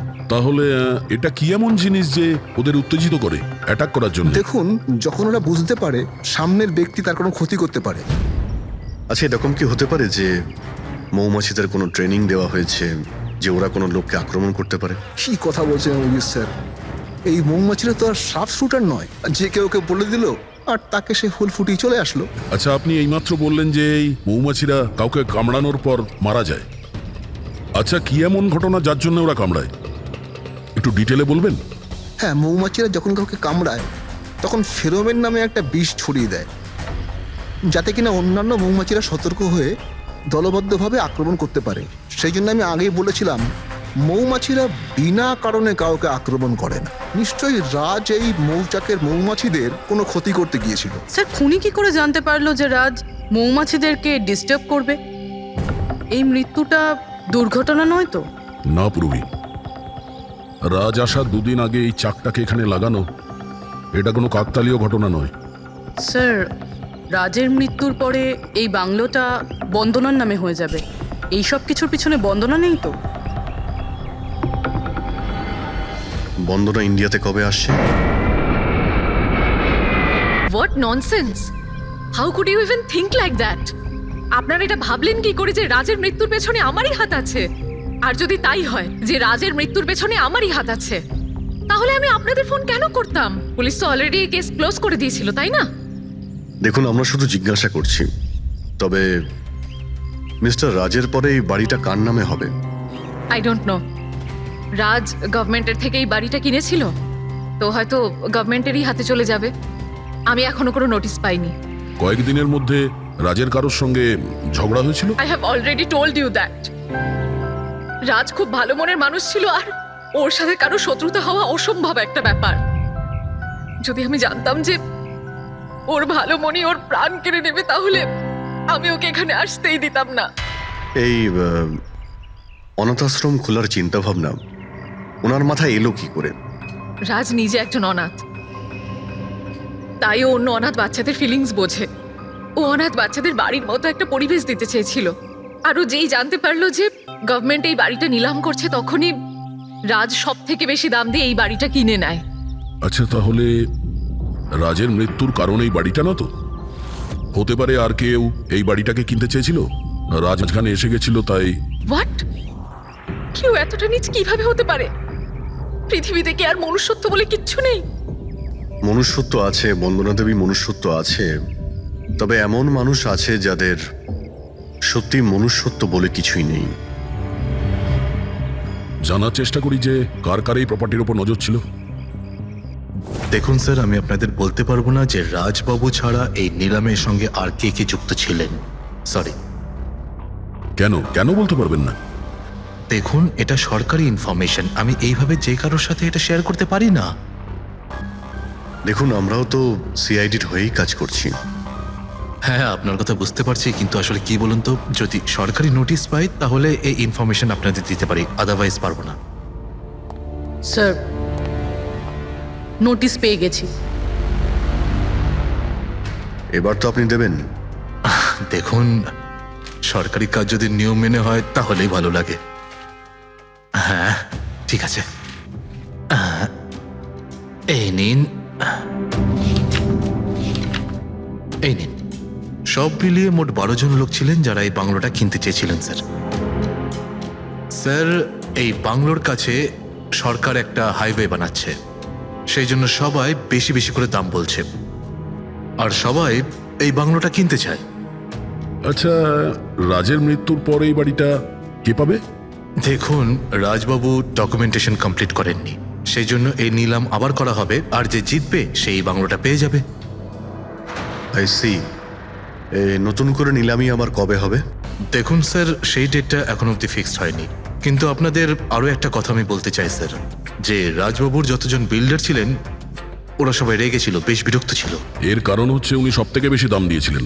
না স্যার, অ্যাকচুয়ালি উনি ডেডলাইনের পরে বিড সাবমিট করেছিলেন স্যার, সেই জন্য লোকজন বিরক্ত ছিল আমার। কিন্তু যদি উনি ডেডলাইনের পরে উনি বিট করে থাকেন তাহলে সরকার অ্যাকসেপ্ট করলো কি করে? স্যার অ্যাকচুয়ালি উনি ওখানে অনাথ আশ্রম খুলতে চেয়েছিলেন স্যার। আর স্যার, আমেরিকার সাথে ইন্ডিয়ার টাইমের যে পার্থক্য সেটা হলো 9.5 ঘন্টার স্যার, সেই জন্যই সরকার ওই বিডটা অ্যাকসেপ্ট করেছিল স্যার। দেখুন, এখন বাড়িটা সেই পাবে যার ভাগ্যে ওটা লেখা থাকবে। ভাগ্যে যদি নাও থাকে তো উনি তার ভাগ্য বদলানোর জন্য চেষ্টাও করেছিলেন, আর সেই লিস্টের মধ্যেই কেউ হবে। ললিতবাবু, এটা তো আবার দ্বিতীয়বার নিলাম হবে। যারা অ্যাপ্লাই করেছে এই দ্বিতীয় নিলামের জন্য, আমরা কি ওদের লিস্টটা দেখতে পারি? নো সরি, এই লিস্টটা আমি আপনাদের এই জন্য দেখাতে পারলাম কারণ এই নিলামই হয়ে গেছে, কিন্তু যে নতুন লিস্টটা আসতে চলেছে সেটা আমি কোনোভাবে আপনাদের দেখাতে পারবো না। আরে আরে আরে আরে আরে শালুকে, তুমি কি করতে চাইছো? কি শুনছি আমি? যা শুনেছো একদম ঠিক শুনেছো বস। কি শুনেছি? রিজাইন দিচ্ছ নাকি? হ্যাঁ। কেন কেন কেন? ব্যাস, আমার টাইম এসে গেছে। কিসের টাইম এসেছে? 1 মিনিট, টাইম আছে এখনো? আরে এই টাইম নয় ভাই। তাহলে দেখো, প্রত্যেক মানুষকে একদিন না একদিন রিটায়ারমেন্ট নিতেই হয়, সেটা ক্রিকেটার হোক, মিউজিশিয়ান হোক, যে কেউ হোক। আমারও টাইম হয়ে গেছে, আমি রিটায়ারমেন্ট নেবো। আরে তুমি যাচ্ছ কোথায়? এই দেখো। এটা কি? দেখো দেখো। আরে কি করছো যে তুমি শালুকে, বুঝতে পারছি না।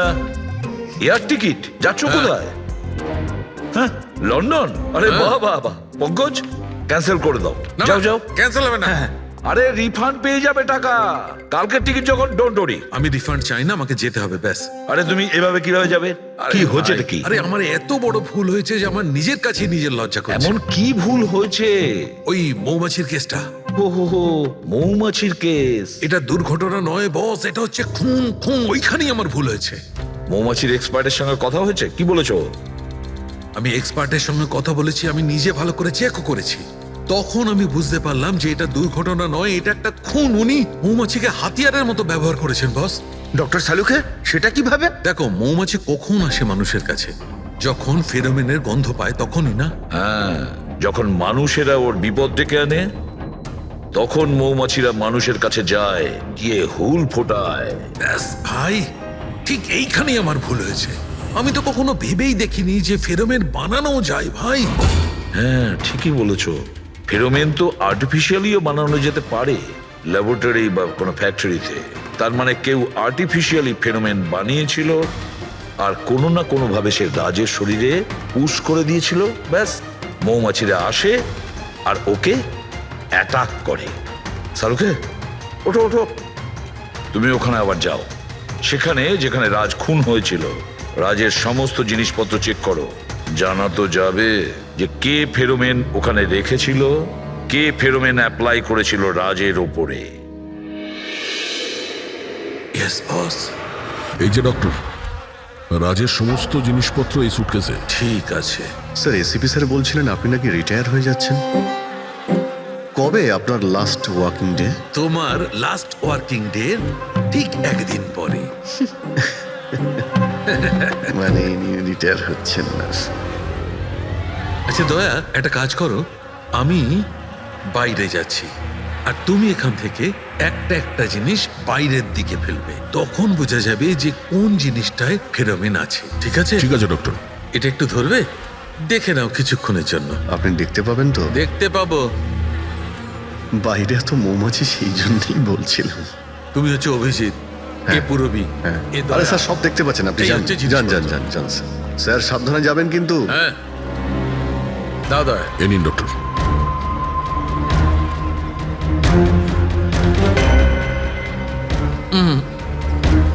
না, এতে ফেরোমেন নেই।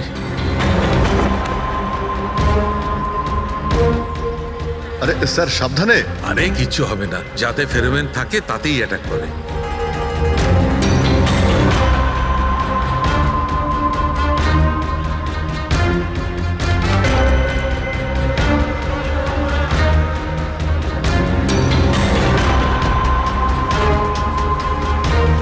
আরে দেখ,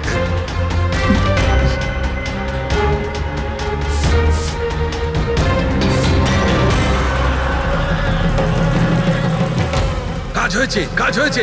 দেখো সব কটা মৌমাছি অ্যাটাকিং মোডে আসছে। তার মানে কেউ রাজের পারফিউমে ফেরোমিন মিশিয়েছিল। এই আরে ডক্টর, আরে ভাই, মৌমাছি আমাকে কামড়ে দিয়েছে। স্যার আপনি ওখান থেকে সরে যান। আরে ভাই, আরে স্যার সরে যান ওখান থেকে, বাইরে যান। জল কোথায়? আরে সামনে ওইদিকে। আরে স্যার ওদিকে কুয়ো আছে, ওইদিকে যান। কুয়োতে ডুববো? আরে স্যার এখানে দাঁড়িয়ে না, স্যার? চলে যান, যান স্যার।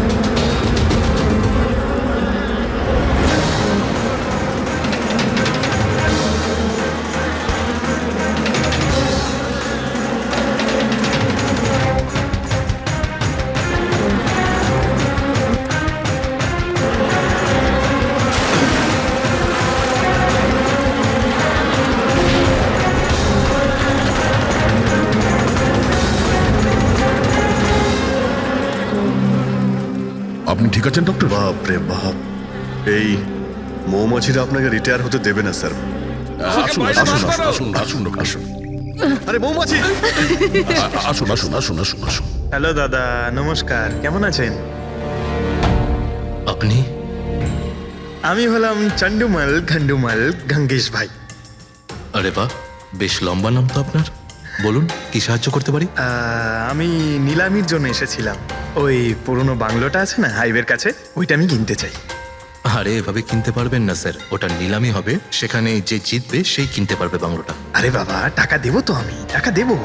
দেখুন, আর সময় নেই হাতে, মাত্র 15 মিনিট বাকি আছে। আপনি লেট করে ফেলেছেন। আরে কি বলছেন আপনি, 15 মিনিটে কি কি হয়ে যায়? আরে দেখুন না আপনি, আমি তো এই পিটের জন্য এইটাও নিয়ে এসেছি। এই দেখুন। রাকেশ, রেজিস্টারটা নিয়ে এসো তো।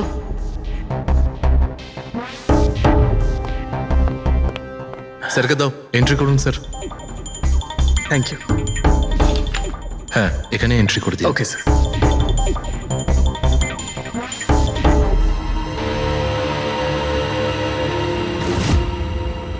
এখানে সাইন করে দিন শেষে গিয়ে। গুড, দিন আমাকে। আচ্ছা, ভেরি গুড, খুব ভালো হলো। আচ্ছা, ওই বাংলোর চাবি?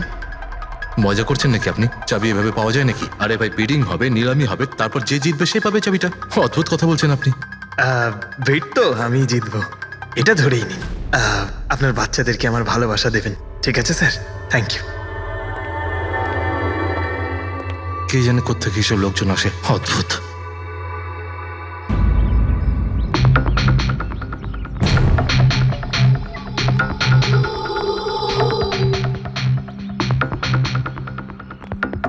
কি দাদা, কাজ হয়েছে?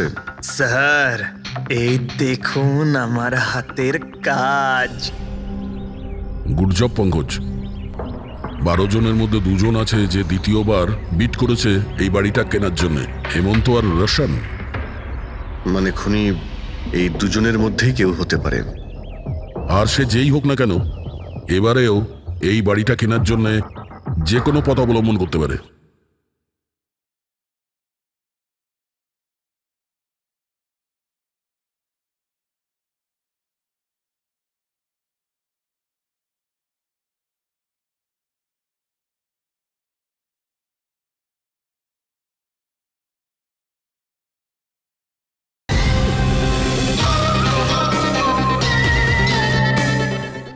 বন্ধুগণ, সেই সময় হয়ে গেছে যখন আমরা বলতে পারবো যে নিলামির বিজেতা কে হয়েছে। আর আমি খুব আনন্দের সাথে এটা জানাতে পারছি যে নিলামির বিজেতা হলেন মিস্টার রোশন। রোশন বাবু, আপনাকে অনেক অনেক অভিনন্দন। 1 মিনিট, কিসের অভিনন্দন? সব থেকে বেশি বিড আমি লাগিয়েছি, ও কি করে জিতলো? দেখুন দাদা, আপনার কোনো ভুল হচ্ছে। সব থেকে বেশি বিড রোশন বাবু করেছিলেন, তাই ওনাকে দেওয়া হয়েছে বাংলোটা। এটা হতেই পারে না। আরে আমি অনেক বড় বিড দিয়েছিলাম, এই বাড়িটা আমার পাওয়ার কথা। কিসের টাকার কথা বলছেন স্যার? আমি 3টে খামি চেক করেছিলাম, আর চেক করার পরে মিস্টার রোশনের বিড সব থেকে বেশি ছিল, তাই ওনাকে এই বাংলোটা দেওয়া হচ্ছে। প্লিজ কাম অন ইয়ার, হেরে গেছো যখন বাচ্চাদের মতো কেঁদো না। বিজনেস এটা, আপ ডাউন তো হতেই থাকে। বিজনেসে চুরি চামারি চলে না। খামগুলো দেখান। আপনি প্রথমে ওই খামগুলো দেখান যেগুলোর মধ্যে সবাই বিট লাগিয়েছে। তাড়াতাড়ি দেখান। দেখান দেখান দেখান, দেখান, ওকে দেখান, দেখিয়ে দিন। দেখান। না না না, আমি ওটা দেখাতে পারবো না, এটা নিয়ম বিরুদ্ধ। চুরি করাও নিয়মের বিরুদ্ধে। আমি 7 কোটির বিড লাগিয়েছিলাম। 4 কোটি? এক্ষুনি হেড অফিস থেকে ফোন করবে, বলবে আমি 3 কোটি লাগিয়েছিলাম। 4 কোটি কম? কোনো ফোন আসবে না। বোকা পেয়েছে নাকি আমাদের? আপনি বললে ফোন আসবে। চলো তোলো ফোনটা, তোলো এক্ষুনি। আমি কি করব না করব সেটা আপনার কাছে শুনবো না আমি। আপনি ললিত বাবু, আপনি তো অনেক আইন টাইনের কথা বলছিলেন আমাদের, আর এদিকে ফোনই তুলছেন না। হ্যাঁ, আরে এটা তো খুব বাজে ব্যাপার। আপনি ব্যুরোতে চলুন। আপনি কোথায় পলাচ্ছেন রোশন বাবু? আপনি আমাদের মিষ্টি খাওয়াবেন না? নতুন প্রপার্টি কিনছেন আপনি? আরে আপনিও চলুন, চলুন চলুন। স্যার, রোশন বাবু একদম ঠিক বলছেন স্যার। রোশন বাবুর এর সঙ্গে কোনো সম্পর্ক নেই স্যার। যা ফ্রড হয়েছে স্যার আমি করেছি। এই রোশনের অপরাধ নিজের কাঁধে কেন নিচ্ছ? ও কি তোমাকে অনেকগুলো টাকা দিয়েছে? একটা কথা মনে রেখো, এই টাকা খরচ করার সময় পাবে না। খুব তাড়াতাড়ি তোমার ফাঁসি হবে। স্যার স্যার, এই সামান্য বেইমানির জন্য ফাঁসি দেবেন আমাকে? আরে না না, বেইমানির জন্য নয়, খুন করার জন্য। খুনের জন্য ফাঁসি হবে। স্যার, খুন কার খুন স্যার? রাজ রাকেশের খুন, যে আগের নিলামে ওই বাড়িটা প্রপার্টিটা কিনেছিল। স্যার, কিন্তু আমি কাউকে মারিনি স্যার। স্যার, আমি মারিনি কাউকে স্যার। আমরা জানি জানি এই রোশনই মেরেছে। তুমি ওর কথা ফাঁস করে দাও, না হলে এর পাপের ফল কিন্তু তোমাকে ভোগ করতে হবে। স্যার, এটা আপনি কি বলছেন স্যার? আমি রাজকে কেন মারতে যাব বলুন? ওই প্রপার্টির জন্য। আর কিসের জন্য? আপনি এসব কি বলছেন স্যার? আমি মানছি আমি ললিতের সঙ্গে এক হয়ে নিলামির কাজে একটু আদ্রু গুপি কাজ করেছি, কিন্তু এই প্রপার্টির জন্য আমি কাউকে খুন করে দেব নাকি? তার মানে তুমি বলতে চাইছো তুমি এই খুন করনি? না স্যার। আচ্ছা ঠিক আছে, রবি ওই পারফিউমটা নিয়ে এসো তো একটু।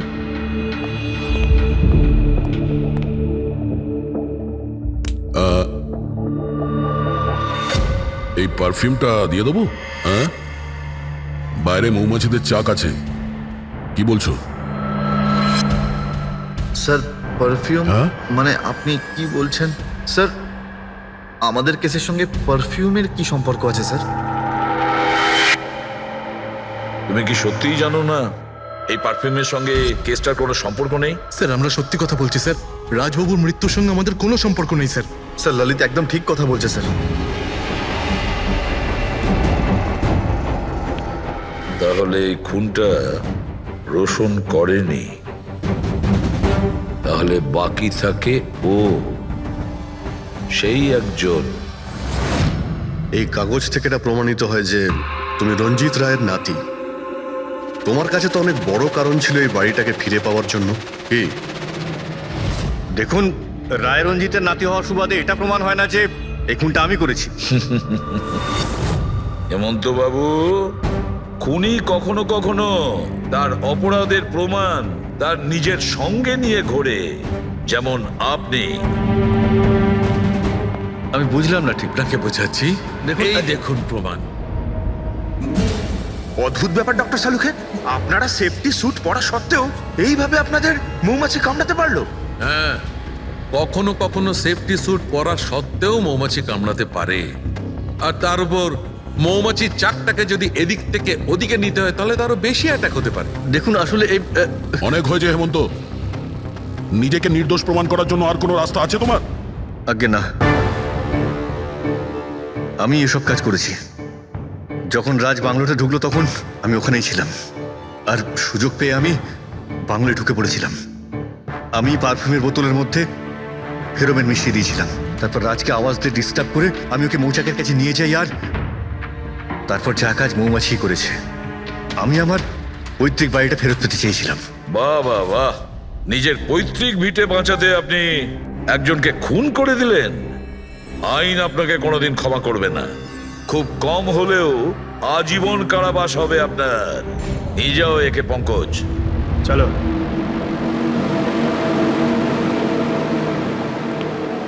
চালুকে, এবার তুমি রিটায়ারমেন্ট নিতে পারো। আরে আমি তো রিটায়ার হবই না। কালকে তো তুমি বলছিলে যে রিটায়ারমেন্ট নেবে। আরে ওটা কালকের কথা ছিল। হায় ভগবান, তার মানে পেছন ছাড়বে না, আমাদের আরো সহ্য করতে হবে। পেছন ছাড়ার প্রশ্নই ওঠে না, কেউ কারণ নয়। আমার তোমাকে ছাড়া চলবে না, আর তোমার আমাকে ছাড়া চলবে না। এই নিন, সরকার এই বাংলোটা এবার রাজের পরে আপনার নামে করার সিদ্ধান্ত নিয়েছে। আশা করছি যে আপনি রাজের অনাথ আশ্রম খোলার যে স্বপ্ন ছিল তা পূরণ করবেন। রাজের মৃত্যুর পর আমার লাইফের এটাই উদ্দেশ্য এখন, ওর শেষ স্বপ্নটা পূরণ করা। But thank you so much রাজকে জাস্টিস দেওয়ার জন্য।